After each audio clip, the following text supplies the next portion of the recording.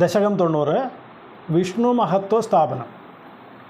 വൃഗഭൃഗുമുനിമോഹിന്യംബരീഷാദിവൃത്തേ ശൈതവഹി മഹത്വം സർവശർവാദിജൈത്രം സ്ഥിതമിഹ പരമാത്മൻ നിഷ്കളാർവാഗഭിന്നം കിമപി യദവഭാതം തദ്ധിരൂപം തവൈവ. ഭൃഗുമുനിമോഹിനി Ambarisha ആദിവൃത്തേഷു I tawa he മഹത്വം സർവശർവാദി ജൈത്രം സ്ഥിതം ഇഹ പരമാത്മൻ നിഷ്കള അർവാഗ് അഭിന്നം കിമപി യത് അവഭാതം തത് ഹി രൂപം തവ ഏവ. ഭൃഗുമുനിമോഹിനി അംബരീഷ ആദിവൃത്തേഷു, വൃഗാസുരൻ്റെ കഥയിലും ഭൃഗുമുനിയുടെ കഥയിലും മോഹിനി, അംബരീഷൻ തുടങ്ങിയ കഥാഗോളങ്ങളുടെയും എല്ലാം തവഹി മഹത്വം, അങ്ങയുടെ മഹത്വത്തെക്കുറിച്ച് വളരെ വിശദമായി തന്നെ പ്രതിപാദിച്ചു. അതും സർവശർവാദിജൈത്രം, അതും മഹാദേവൻ തുടങ്ങിയ എല്ലാ ദേവതകളെക്കാളും ശ്രേഷ്ഠമാണെന്ന് ഇവിടെ സ്ഥിതമിഹ, ഇവിടെ സ്ഥാപിച്ചിരിക്കുകയാണ് ഭാഗവതത്തിൽ. അതുപോലെ തന്നെ നിഷ്കള അർവാഗ് അഭിന്നം, സകല നിഷ്കള രൂപങ്ങളിൽ നിന്നെല്ലാം അഭിന്നമായി അനിർവചനീയമായി ഏതൊരു ശക്തിവിശേഷമാണോ പ്രകാശിതമായിരിക്കുന്നത് അതും തദ്ഹി രൂപം തവ ഏവ, അതും അങ്ങയുടെ രൂപം തന്നെയാകുന്നു. ഭാഗവതത്തിൽ വൃഗാസുരൻ്റെ കഥ, ഭൃഗുമുനിയുടെ കഥ, മോഹിനി കഥ, അംബരീഷൻ എന്ന രാജാവിൻ്റെ കഥ, ഇതിൽ എല്ലാം ഭഗവാന്റെ ഭക്തന്മാരെക്കുറിച്ചുള്ള കഥകളാണ് പ്രതിപാദിക്കപ്പെട്ടിരിക്കുന്നത്. അവിടെയെല്ലാം ശ്രീകൃഷ്ണ ഭഗവാന്റെ ഭക്തന്മാർ ശ്രേഷ്ഠരായി വിജയിച്ചരുളുന്നു എന്നുള്ളതാണ് കഥാഗോളത്തിലൊക്കെ പറഞ്ഞിരിക്കുന്ന ഇതിവൃത്തം. അംബരീഷ രാജാവിൻ്റെ കഥയാണെങ്കിൽ അവിടെ ഭഗവാനെ ഉപാസിച്ചുകൊണ്ടിരിക്കുന്ന ആ ഭക്തോത്തമൻ്റെ അടുത്ത് അയാളെ ഉപദ്രവിക്കുവാനായിട്ട് എത്തിച്ചേർന്ന ദുർവാസാവ് മുനി ഏത് പ്രകാരത്തിലാണോ വിഷമതകൾ അനുഭവിച്ചത്, അതുപോലെ തന്നെ വൃഗാസുരന് ലഭിച്ച അനുഗ്രഹം അല്ലെങ്കിൽ വരം, അത് വരദാതാവായ മഹാദേവനെ പോലും വിഷമതയിൽ കൊണ്ടെത്തിക്കുന്ന കഥ നമ്മൾ കണ്ടു. ഭൃഗുമുനിയാണെങ്കിൽ ത്രിമൂർത്തികളിൽ ആർക്കാണ് സാത്വിക ഗുണം ഏറെയുള്ളത് എന്നറിയുവാനായിട്ട് നിയുക്തനായിട്ട് 3 പേരെയും പരീക്ഷിച്ച അവസാനം മഹാവിഷ്ണുവിനാണ് സാത്വിക ഗുണം കൂടുതലുള്ളത് എന്ന് ഉറപ്പിക്കുകയും ചെയ്തു. അതുപോലെ തന്നെ മോഹിനി അവതാരത്തിൽ ഭഗവാൻ എപ്രകാരമാണോ അസുരന്മാരിൽ നിന്ന് വളരെ കൗശലത്തോടുകൂടി അമൃതകുംഭത്തെ വീണ്ടെടുത്തത് എന്നെല്ലാം വളരെ വിശദമായി പറയുന്നത് വഴി മഹാവിഷ്ണുവിൻ്റെ മാഹാത്മ്യത്തെക്കുറിച്ച് വളരെ വ്യക്തമായി സൂചിപ്പിക്കുകയുണ്ടായി. തന്നെയുമല്ല, അതെല്ലാം ഇതര ദേവതാ സങ്കല്പങ്ങൾക്കൊക്കെ അതീതമായി അല്ലെങ്കിൽ അതിനെല്ലാം മേലെയായി വർത്തിക്കുന്നതായിട്ടും ഭാഗവതം ഇവിടെ സ്ഥാപിച്ചു കഴിഞ്ഞു. ഇനി മറ്റൊരു രീതിയിൽ പറഞ്ഞാൽ, രൂപമുള്ള ഈശ്വരനായിട്ടാണെങ്കിലും രൂപമില്ലാത്ത ഈശ്വരനായിട്ടാണെങ്കിലും സങ്കല്പിക്കപ്പെടുന്നത് എല്ലാം ഗുരുവായൂരപ്പ അങ്ങയുടെ തന്നെ രൂപങ്ങളാണല്ലോ എന്നുകൂടി ചേർക്കുകയാണ് മേൽപ്പത്തൂരിയുടെ ഈ ശ്ലോകത്തിൽ ചെയ്തിരിക്കുന്നത്. വൃഗഭൃഗുമുനിമോഹിന്യംബരീഷാദിവൃത്തേ ശൈതവ ഹി മഹത്വം സർവശർവാദിജൈത്രം സ്ഥിതമിഹ പരമാത്മൻ നിഷ്കളാർവാഗഭിന്നം കിമപി യതവഭാതം തദ്ഹി രൂപം തവൈവ. മൂർത്തിത്രയേശ്വര സദാശിവ പഞ്ചകം യേത് പ്രാഹുഃ പരാത്മവപുരേവ സദാശിവോസ്മിൻ തത്രേശ്വരസ്തു സവികുണ്ഡപദസ്ത്വമേവ തൃത്വം പുനർഭജസി സത്യപദേ ത്രിഭാഗേ. മൂർത്തിത്രയ ഈശ്വര സദാശിവ പഞ്ചകം ഏത് പ്രാഹുഹു പരമാത്മവപുഃ ഏവ സദാശിവഃ അസ്മിൻ. തത്രേശ്വരഃ തു സഹ വിഗുണ്ടപദഃ ത്വം ഏവ തൃത്വം പുനർഭജസി സത്യപദേ ത്രിഭാഗേ. മൂർത്തിത്രയേശ്വര സദാശിവ പഞ്ചകം യത്. മൂർത്തിത്രയങ്ങളിലെയും സദാശിവനെയും ഈശ്വരനെയും ഒക്കെ ചേർത്താണ് ശിവൻ എന്ന് ശൈവന്മാർ പറയുന്നത്. അപ്രകാരമുള്ള ആ പഞ്ചകത്തിൽ അസ്മിൻ സദാശിവഃ പരാത്മവപുഃ ത്വമേവ, അതിൽ അഞ്ചാമതായി പറയുന്നതായ സദാശിവൻ അത് പരമാത്മസ്വരൂപിയായ അല്ലയോ ശ്രീകൃഷ്ണ ഭഗവാനെ അങ്ങ് തന്നെയാകുന്നു. തന്നെയുമല്ല തത്ര ഈശ്വരഃ തു സഹ വിഗുണ്ടപദഃ ത്വമേവ, അതിൽ ഈശ്വരനായി സങ്കല്പിക്കപ്പെടുന്നതാണെങ്കിൽ വൈകുണ്ഠവാസിയായ വിഷ്ണു തന്നെയാകുന്നു. പിന്നെയോ ത്വം പുനഃ ത്രിഭാഗേ സത്യപദേ തൃത്വം ഭജസി. തൃത്വം പുനഃ ഭജസി സത്യപദേ ത്രിഭാഗേ. അവിടുന്ന് തന്നെ 3 ഭാഗമുള്ള സത്യലോകത്തിൽ ബ്രഹ്മ വിഷ്ണു മഹേശ്വരന്മാരായും വിരാജിക്കുന്നു എന്നുകൂടി ഇവിടെ പറയുകയാണ്. അപ്പോൾ ശിവഭക്തന്മാരായ ആളുകൾ ശിവപഞ്ചകം എന്ന രൂപത്തിലാണ് മഹാദേവനെ ഉപാസിക്കുന്നത്. അത് ബ്രഹ്മാവ് വിഷ്ണു ശിവൻ ഈശ്വരൻ സദാശിവൻ എന്ന് 5 നാമങ്ങളോട് കൂടിയാണ്. ഭാഗവതത്തിൽ ഈ 5 പേരെയും ഒന്നായി തന്നെ ശ്രീകൃഷ്ണ ഭഗവാന്റെ വിവിധങ്ങളായ രൂപങ്ങളായി തന്നെയാണ് ഉറപ്പിച്ചിട്ടുള്ളത്.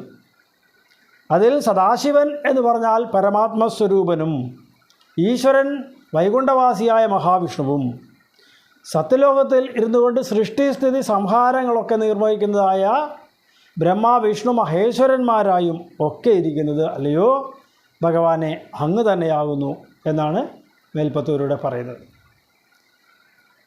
ഭാഗവതത്തിൽ മറ്റെല്ലാ ഈശ്വര സങ്കല്പങ്ങളെക്കാളും ഉയരെയാണ് മഹാവിഷ്ണു എന്ന് സ്ഥാപിച്ചിരിക്കുകയാണ്. അതേസമയം മറ്റുള്ള പുരാണങ്ങളിലൊക്കെ അതാത് ദേവതകൾക്കാണ് പ്രാധാന്യം എന്നുകൂടി വാദിക്കുന്നുണ്ട്. ഇതിൽ നിന്ന് നമ്മൾ മനസ്സിലാക്കേണ്ടത് ഏതൊരു പുരാണത്തെയാണോ നമ്മൾ ആശ്രയിക്കുന്നത് അതിനെ മുറുകെ പിടിക്കുക എന്നുള്ളതാണ്. അല്ലാതെ ഇതെല്ലാ പുരാണങ്ങളെയും പഠിച്ചതിന് ശേഷം ഇതിൽ ഏതാണ് ശ്രേഷ്ഠം എന്ന് പറയാൻ പോയാൽ നമ്മളാകെ വിഷമിച്ചു പോകും. ഏതൊന്നിനെയാണോ ആശ്രയിക്കുന്നത് അതൊന്നു മതി നമുക്ക് പരമപദത്തിലേക്ക് എത്തിച്ചേരാൻ. ആ സങ്കല്പത്തോടു കൂടി വേണം ഏതൊരു പുരാണത്തെയും സമീപിക്കാൻ, ഏതൊരു ഈശ്വര രൂപത്തെയും സങ്കല്പിക്കാൻ. എല്ലാം ഈശ്വരീയമായ സത്തയുടെ വിവിധങ്ങളായ ഭാവങ്ങളായി മാത്രമാണ് ഓരോരോ ഈശ്വര സങ്കല്പങ്ങളും ഉള്ളത് എന്ന സത്യം സദാസമയവും നമ്മുടെ മനസ്സിൽ ഉണ്ടാവുക തന്നെ വേണം.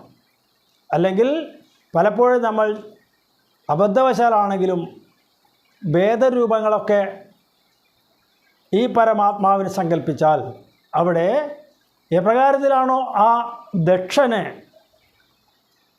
യാഗത്തിൽ ദുരനുഭവങ്ങളുണ്ടായത് അതിനെ വ്യക്തമായി നമ്മൾ മനസ്സിലാക്കിക്കൊണ്ട് അപ്രകാരമുള്ള ഭേദഭാവങ്ങൾ ഉണ്ടാവാതിരിക്കാൻ ശ്രദ്ധിക്കണം. അവിടെ ആ ദക്ഷനോട് മഹാവിഷ്ണു വന്ന് പറയുന്നുണ്ട്, ഈ രുദ്രനായിരിക്കുന്നതും ഞാൻ തന്നെയാണ്, മഹാവിഷ്ണുവായതും ഞാൻ തന്നെയാണ്. അപ്പോൾ ഞങ്ങളിലെ ഭേദഭാവത്തെ സങ്കല്പിക്കപ്പെടുന്നത് കേവലം ഉപാസകൻ്റെ അജ്ഞത നിമിത്തമാണ് എന്ന് വ്യക്തമായി പറയുന്നുണ്ട്. അതുകൊണ്ട് തന്നെ എല്ലാ ഈശ്വര സങ്കല്പങ്ങളിലെയും ചൈതന്യം ഒന്ന് തന്നെ എന്ന് തിരിച്ചറിയുക, അതാണ് നമ്മളുടെ ലക്ഷ്യവും. മൂർത്തിത്രയേശ്വര സദാശിവ പഞ്ചകം യേത് പ്രാഹുപരാത്മവപുരേവ സദാശിവോസ്മിൻ തത്രേശ്വരസ്തു സവിഗുണ്ടപദസ്ത്വമേവ തൃത്വം പുനർഭജസി സത്യപദേ ത്രിഭാഗേ തത്രാപി സാത്വികതനും തവ വിഷ്ണുമാഹുർദാദാതു സത്വവിരളോ രജസൈവ പൂർണ്ണ സത്വോത്കടത്വമപി ചാസ്തി തമോ വികാരചേഷ്ടാധികം ച തവ ശങ്കര നാംനി മൂർത്തൗ. തത്ര അപി സാത്വികതനും തവ വിഷ്ണും ആഹുഹു ദാദാതു സത്വവിരളഃ രജസ ഏവ പൂർണ്ണഃ സത്വോത്കടത്വം അപി ച അസ്തി തമോവികാര ചേഷ്ടാധികം ച തവ ശങ്കരനാംനി മൂർത്തൗ തത്ര അപി സാത്വികതനും തവ വിഷ്ണും ആഹുഹു. ആ ത്രിമൂർത്തികൾ ഉപാധിഭേദങ്ങളെ കൊണ്ടാണ് മൂന്നായി സങ്കല്പിക്കപ്പെടുന്നത്. ഉപാധികളാവട്ടെ ഗുണപ്രധാനികളുമാണ്.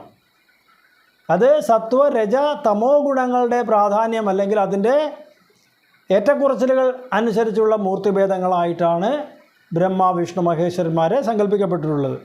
അതിൽ സത്വഗുണം അധികരിച്ചിരിക്കുന്നത് കൊണ്ട് മഹാവിഷ്ണുവായും ദാദാതു സത്വവിരളഃ രജസ ഏവ പൂർണ്ണഃ ദാതാവായ ബ്രഹ്മദേവനാവട്ടെ അദ്ദേഹം സത്വം എന്ന ഗുണം കുറച്ച് കുറഞ്ഞിട്ട് രജോ ഗുണം അധികരിച്ചിരിക്കുന്നത് കൊണ്ട് സൃഷ്ടികാര്യങ്ങളിലൊക്കെ വ്യാപൃതനായിരിക്കുന്നു അല്ലെങ്കിൽ കർമ്മനിരതനായിരിക്കുന്നു. ഇനി സത്വക്കടത്വമപി ച അസ്തി തമോവികാര ചേഷ്ടാധികം ച സത്വഗുണം ഉണ്ട് എങ്കിൽ തന്നെയും തമോ ഗുണപ്രധാനിയായിട്ട് ഉള്ള മൂർത്തിഭാവമായി ശങ്കരനാംനി മൂർത്തവും ശങ്കരൻ എന്നു പേരായിട്ടുള്ള രൂപത്തെയും ധരിച്ചിരിക്കുന്നു. ഇതെല്ലാം ഈ ഗുണത്രയ ഭേദങ്ങളെ കൊണ്ട് മാത്രം മൂന്ന് മൂർത്തികളായി സങ്കല്പിക്കപ്പെടുന്നതാണെങ്കിലും എല്ലാവരിലും സത്വ രജ തമോ ഗുണങ്ങൾ ഉള്ളതായിട്ട് തന്നെയാണ് പറയുന്നത്. എന്നാൽ മഹാവിഷ്ണുവിന് ഏറ്റവും അധികം സത്വഗുണം തന്നെയാണ് ഉള്ളത് എന്ന് ഭൃഗുമുനി സാക്ഷ്യപ്പെടുത്തുകയും കൂടി ചെയ്തിട്ടുണ്ട്. അങ്ങനെയുള്ള ത്രിമൂർത്തി ഭേദങ്ങളിൽ സാത്വികമായ ഗുണം ശ്രേഷ്ഠതയുടെ ഒരു അളവുകോലായി തന്നെ ഇവിടെ വർണ്ണിക്കപ്പെട്ടിരിക്കുന്നു എന്നേ ഉള്ളൂ. തത്രാപി സാത്വികതനും തവ വിഷ്ണുമാഹുർദാദാതു സത്വവിരളോ രജസൈവ പൂർണ്ണ സത്വോത്കടത്വമപി ചാസ്തി തമോ വികാര ചേഷ്ടാധികം ച തവ ശങ്കരനാംനി മൂർത്തൗ തം ച ത്രിമൂർത്യധിഗതം പരപൂരുഷം ത്വാം സർവാത്മനാഭി ഖലു സർവമയത്വഹേതോ സംസന്ത്യുപാസനവിധൗ തദപി സ്വതസ്തു ത്വദ്രൂപമിത്യതിദൃഢം ബഹുന പ്രമാണം. തം ച ത്രിമൂർത്തി അധിഗതം പരപൂരുഷം ത്വാം സർവാത്മന അഭി ഖലു സർവമയത്വഹേതോ സംസന്തി ഉപാസനവിധൗ തദപി സ്വതസ്തു ത്വദ്രൂപം ഇതി അതിദൃഢം ബഹുന പ്രമാണം. തം ച ത്രിമൂർത്തി അധിഗതം പരപൂരുഷം ത്വാം ത്രിമൂർത്തികളിലും മേലെയുള്ളവനായി ഈശ്വരനായ അങ്ങയെയും പരമാത്മാവായ അങ്ങയെയും സർവമയത്വഹേതോ സർവാത്മാവാകയാൽ ഉപാസനവിധൗ സർവാത്മന അഭി ഉപാസനാവിധിയിൽ ശിവസ്വരൂപനായും ഒക്കെ തത്വം അറിയുന്നവരെ ശംസന്തി പറയുന്നു. ത്രിമൂർത്തികളിലും മേലെയുള്ള ആ ഈശ്വരനായിട്ട് അങ്ങയെയും പരമാത്മാവായിരിക്കുന്ന ശ്രീകൃഷ്ണ ഭഗവാനെയും സർവാത്മാവ് ആയതുകൊണ്ട് ഉപാസനാവിധിയിൽ ശിവസ്വരൂപനായും അറിവുള്ളവർ പറഞ്ഞു വച്ചിട്ടുണ്ട്. തദപി സ്വതസ്തു ത്വദ്രൂപമിതി അതിദൃഢം ബഹുന പ്രമാണം. എന്നാലും പരമാർത്ഥമായിട്ട് ആ ശിവസ്വരൂപവും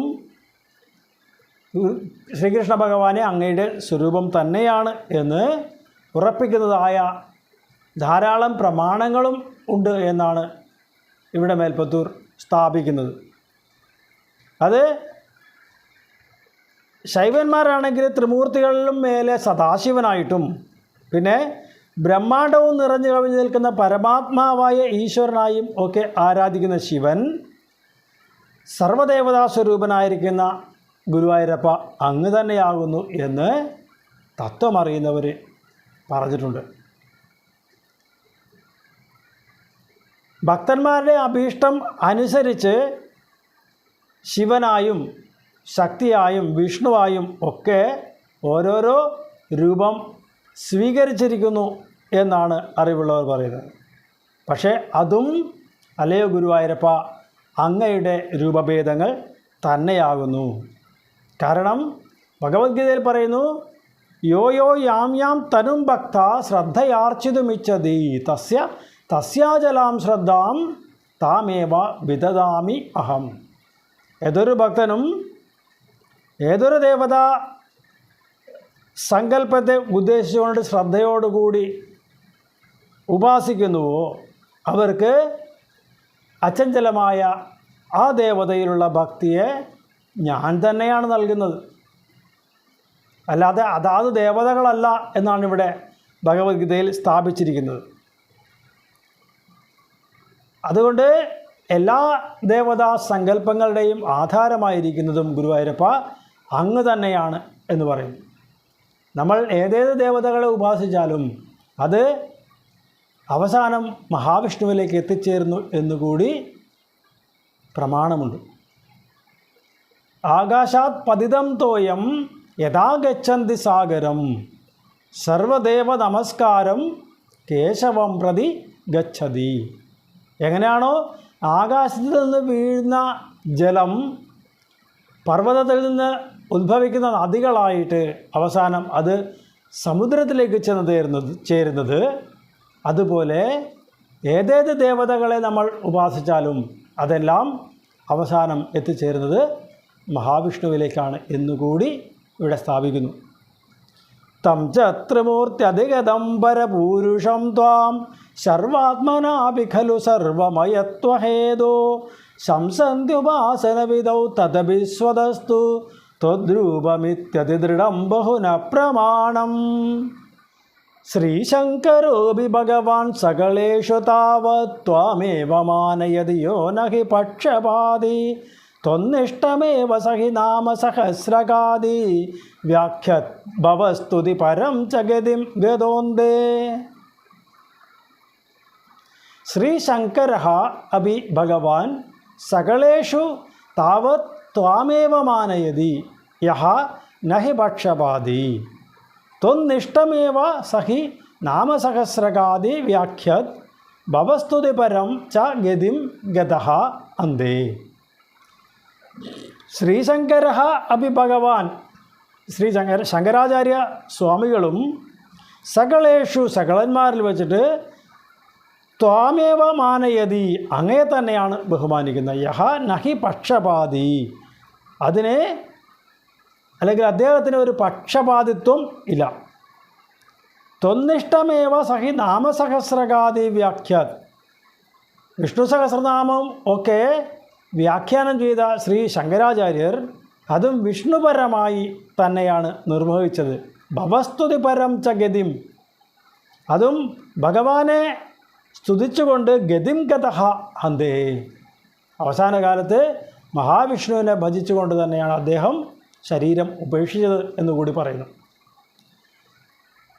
ഇവിടെ ശങ്കരാചാര്യ സ്വാമികൾ ഭഗവത്ഗീതയ്ക്കും വിഷ്ണു സഹസ്രനാമത്തിനും ഒക്കെ ഭാഷ്യം രചിച്ചപ്പോൾ അദ്ദേഹം അതെല്ലാം വേണമെങ്കിൽ മഹാദേവന് ഒരു മേൽക്കോയ്മ നൽകിക്കൊണ്ട് ചെയ്യാമായിരുന്നു. പക്ഷേ അദ്ദേഹം അങ്ങനെ ചെയ്തില്ല. അദ്ദേഹം വിഷ്ണുപരമായി തന്നെയാണ് വ്യാഖ്യാനങ്ങളൊക്കെ നിർവഹിച്ചത്. തന്നെയുമല്ല, അദ്ദേഹത്തിൻ്റെ മാതാവായിരുന്ന ആര്യാംബ അവസാന കാലത്ത് ഭയം അകറ്റുവാനുള്ള മാർഗം ആരാഞ്ഞപ്പോൾ ആദ്യം ശിവഭുജംഗ സ്തോത്രമാണ് അമ്മയ്ക്ക് ഉപദേശിച്ചത്. പക്ഷേ അപ്പോഴും മാതാവിൻ്റെ ഭയം മാറുന്നില്ല എന്ന് കണ്ടപ്പോൾ വിഷ്ണു ഭുജംഗ സ്തോത്രമാണ് അമ്മയെ കേൾപ്പിച്ചത്. അത് കേട്ടപ്പോൾ അമ്മ ശാന്തമായി ആനന്ദം അനുഭവിച്ചുകൊണ്ട് ശരീരം ഉപേക്ഷിച്ചു എന്നുകൂടി പറയുന്നു.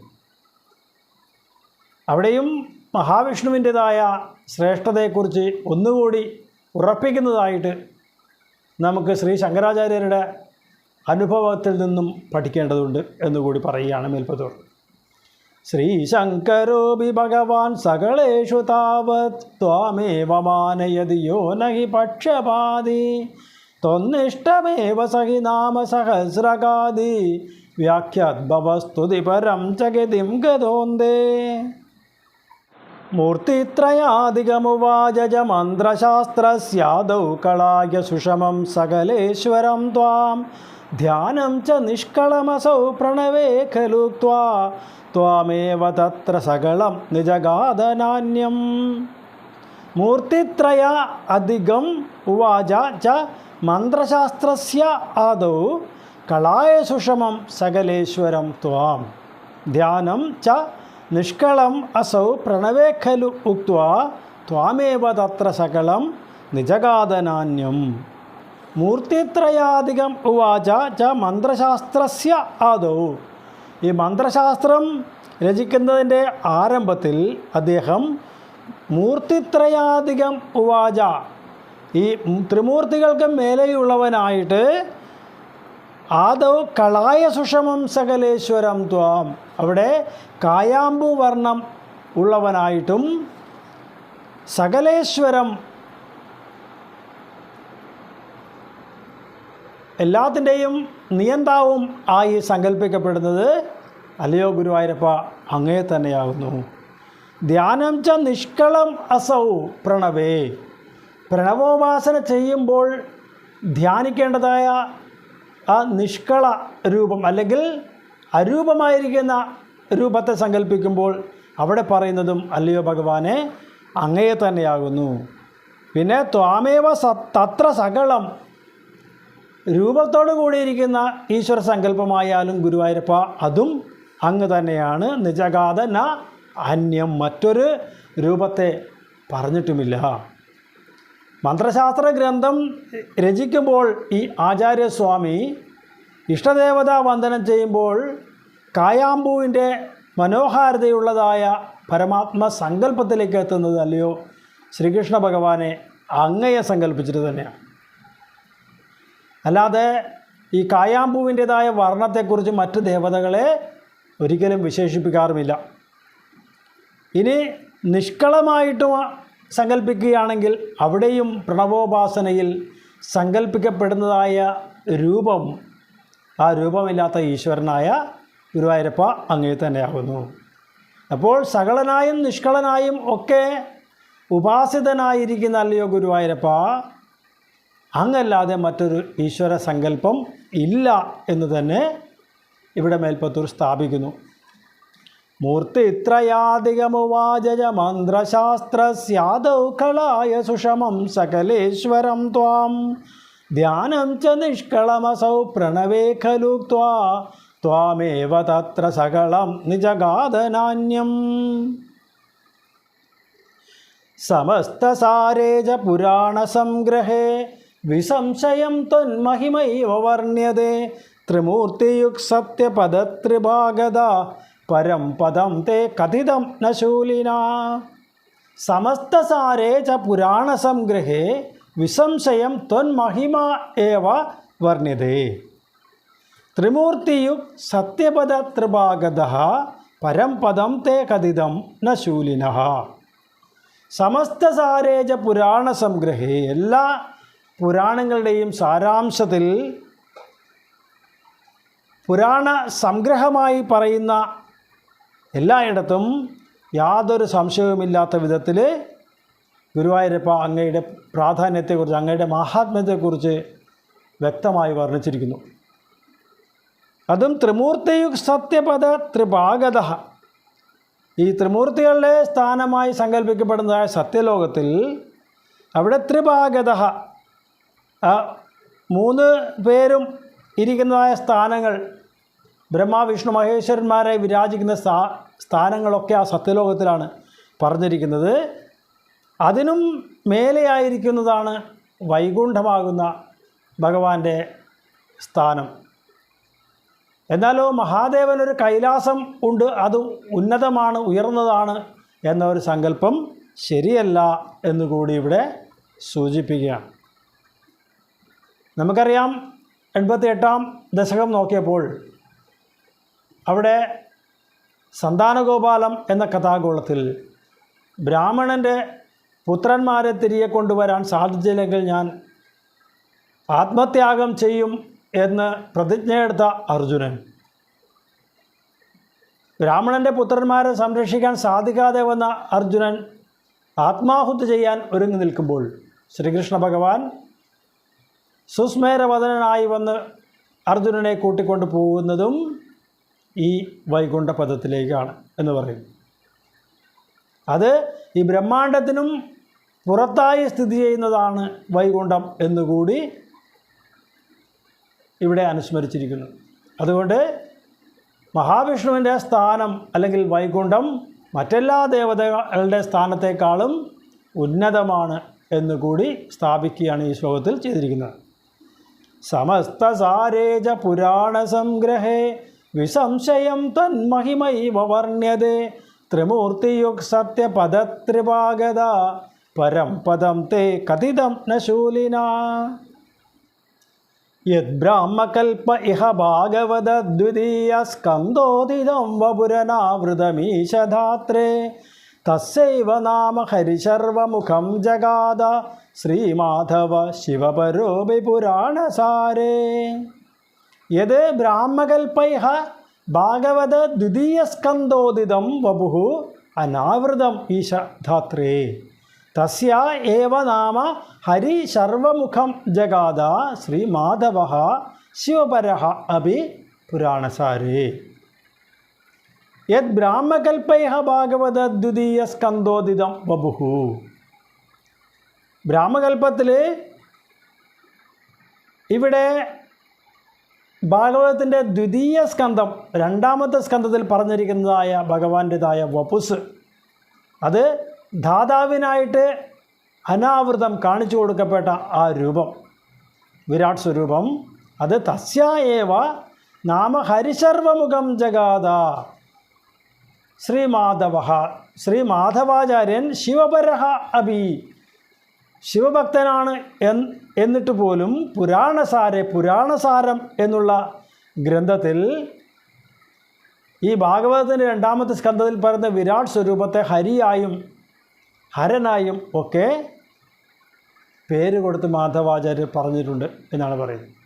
അപ്പോൾ എത്ര തന്നെ ശിവഭക്തനായിരുന്നാലും ആ ശിവഭക്തിയിലേക്ക് ചാഞ്ഞുകൊണ്ട് ഒരിക്കലും മഹാവിഷ്ണുവിനെ തള്ളി പറഞ്ഞിട്ടില്ല മാധവാചാര്യനാണെങ്കിൽ പോലും. അദ്ദേഹം തൻ്റെ പുരാണ സംഗ്രഹം എന്നുള്ള അല്ലെങ്കിൽ പുരാണസാരം എന്നുള്ള ഗ്രന്ഥത്തിൽ, അവിടെ ഭാഗവതത്തിൻ്റെ രണ്ടാം സ്കന്ധത്തിൽ പറയപ്പെട്ടിരിക്കുന്ന വിരാട് സ്വരൂപ വർണ്ണനം, അത് ഹരിയായും ഹരനായും ഒക്കെ ശിവഭക്തനായിട്ട് പോലും ഈ മാധവാചാര്യൻ പ്രതിപാദിച്ചിട്ടുണ്ട് എന്ന് പറയുമ്പോൾ അവിടെയും വിഷ്ണു ഭഗവാന്റെ മഹത്വത്തെ ഒരിക്കൽ കൂടി സ്ഥാപിക്കുന്നതായിട്ടാണ് മേൽപ്പത്തൂർ പറഞ്ഞു വച്ചിരിക്കുന്നത്. യദ്ബ്രാഹ്മകൽപ ഇഹ ഭാഗവത ദ്വിതീയ സ്കന്ധോദിതം വപുരനാവൃതമീശധാത്രേ തസ്യൈവ നാമ ഹരിശർവമുഖം ജഗാദ ശ്രീമാധവ ശിവപരോപി പുരാണസാരേ യേ സ്വപ്രകൃത്യനുഗുണാ ഗിരിശം ഭജന്തേ തേഷാം ഫലം ഹി ദൃഢയൈവ തദീയഭക്ത്യാ വ്യാസോ ഹി തേന കൃതവാനധികാരിഹേതോ സ്കാന്താദികേഷു തവ ഹാനിവചോർത്തവാദൈഃ യേ സ്വപ്രകൃതി അനുഗുണ ഗിരിശം ഭജന്തേ തേഷാം ഫലം ഹി ദൃഢയാ ഏവ തദീയഭക്ത്യാ വ്യാസഃ ഹി തേന കൃതവാൻ അധികാരിഹേതോഃ സ്കാന്താദികേഷു തവ ഹാനിവചഃ അർത്ഥവാദൈഃ യേ സ്വപ്രകൃതി അനുഗുണാഗിരിശം ഭജന്തേ. ഏതൊരു ഭക്തന്മാരാണോ അവരുടെ ഗുണങ്ങൾക്ക് അനുസൃതമായിക്കൊണ്ട് മഹാദേവനെ ഭജിക്കുന്നത്, തേഷാം ഫലം ഹി ദൃഢയൈവ തദീയ ഭക്തി, അവർക്ക് അവരുടെ ആ ഉറച്ച ശിവഭക്തി കൊണ്ട് തന്നെയാണ് ഫലസിദ്ധി ഉണ്ടാകുന്നത്. എന്നാലോ വ്യാസോ ഹി തേന കൃതവാൻ, ഇതെല്ലാം രചിച്ചത് വ്യാസനാണെങ്കിലും അധികാരി ഹേതോഹോ, അധികാരികൾക്ക്, ആ ഉപാസകർക്ക് അവരുടെ ദൃഢമായ ആ ഭക്തിയെ ഉദ്ദീപിപ്പിക്കുന്നതിനായിട്ടുള്ള സൗകര്യം നോക്കിയിട്ട് സ്കാന്താദികേഷു അർത്ഥവാദൈ തവ ഹാനിവചഃ, സ്കാന്താദികേഷു തവ ഹാനിവചഃ അർത്ഥവാദൈഃ, സ്കന്ദ പുരാണം മുതലായ പുരാണങ്ങളിൽ തവ ഹാനിവചഃ, അങ്ങയെ ഇകഴ്ത്തി പറഞ്ഞിരിക്കുന്നതായി കാണാം. അർത്ഥവാദൈഹി, ആ അർത്ഥവാദങ്ങളെ കൊണ്ട് അങ്ങയെ ഇകഴ്ത്തി പറഞ്ഞിരിക്കുന്നതായി കാണാം. പല പുരാണങ്ങളും രചിച്ചിരിക്കുന്ന വേദവ്യാസൻ അതാത് പുരാണങ്ങളിൽ ഉപാസ്യമാകുന്ന ദേവതാ സങ്കല്പങ്ങളെ പുകഴ്ത്തിയും മറ്റുള്ള ദേവതകളെ ഇകഴ്ത്തിയും ആണ് രചിച്ചിരിക്കുന്നത് എന്ന കാരണത്താൽ മറ്റുള്ള പുരാണങ്ങളിൽ മഹാവിഷ്ണുവിന് ഒരു ഇകഴ്ത്തൽ അനുഭവപ്പെട്ടിട്ടുണ്ട് എന്നുള്ളത് സത്യം തന്നെയാണ്. എങ്കിലും അത് ആ പുരാണങ്ങളിൽ പ്രതിപാദിക്കപ്പെട്ടിരിക്കുന്ന ദേവതാ സങ്കല്പങ്ങളിലേക്കുള്ള ഭക്തിയെ ദൃഢീകരിക്കുന്നതിന് വേണ്ടിയായിട്ട് സ്വീകരിച്ച ഒരു മാർഗമായി മാത്രം നമ്മൾ കണ്ടാൽ മതി എന്നാണ് ഇവിടെ മേൽപുത്തൂർ പറയുന്നത്.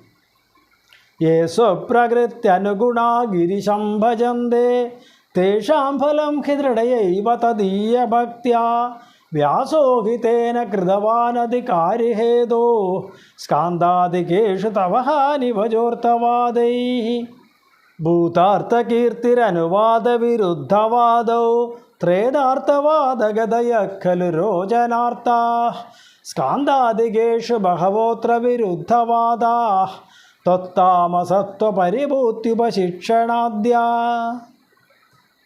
ഭൂതാർത്ഥകീർത്തി അനുവാദവിരുദ്ധവാദൗ ത്രേതാർത്ഥവാദഗതയഃ ഖലു രോചനാർത്ഥാഃ സ്കാന്താദികേഷു ബഹവഃ അത്ര വിരുദ്ധവാദാഃ ത്വത്താമസത്വപരിഭൂതി ഉപശിക്ഷണാദ്യാഃ.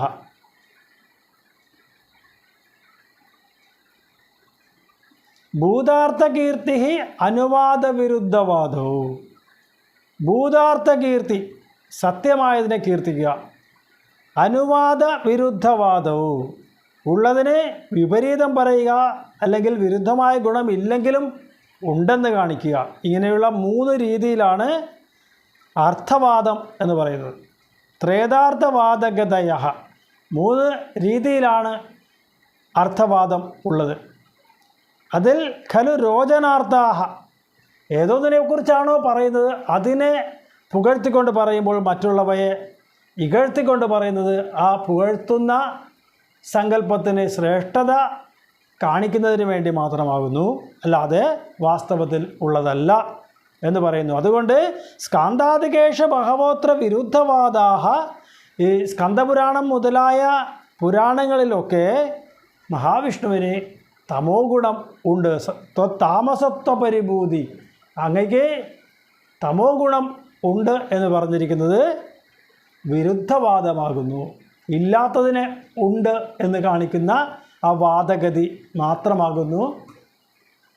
ഇതിൻ്റെ എല്ലാം രചയിതാവായിരിക്കുന്ന വ്യാസർ ഏതേത് ദേവതാ സങ്കല്പത്തിലാണോ പുരാണം രചിച്ചിരിക്കുന്നത് ആ ദേവതയിൽ ഭക്തി ഉറപ്പിക്കുന്നതിന് വേണ്ടി മാത്രം സ്വീകരിച്ചിരിക്കുന്ന ഒരു വാദഗതി എന്നേ കാണേണ്ടതുള്ളൂ.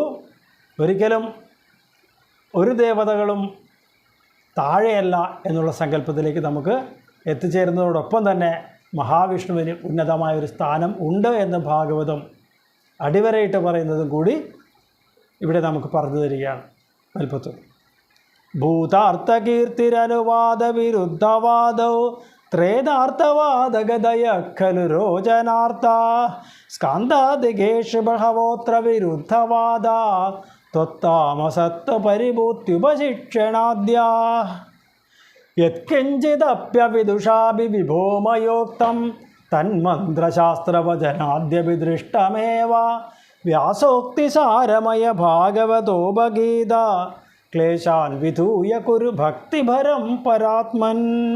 യത്കിഞ്ചിത് അഭി അവിദുഷാ അഭി വിഭോ മയോക്തം മയാ ഉക്തം തത് മന്ത്രശാസ്ത്രവചനാദി അഭിദൃഷ്ടം ഏവ വ്യാസോക്തി സാരമയ ഭാഗവത ഉപഗീത ക്ലേശാൻ വിധൂയ കുരു ഭക്തിപരം പരാത്മൻ.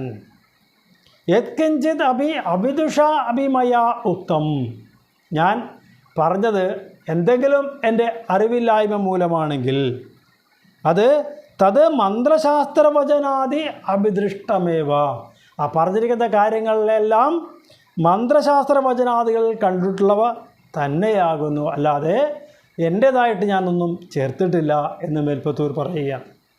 വ്യാസോക്തിസാരമയ ഭാഗവതോപഹീത, വ്യാസമഹർഷി പറഞ്ഞു വെച്ച പുരാണങ്ങളിൽ ഏറ്റവും സാരഭൂതമായിരിക്കുന്ന ഭാഗവതത്തിൽ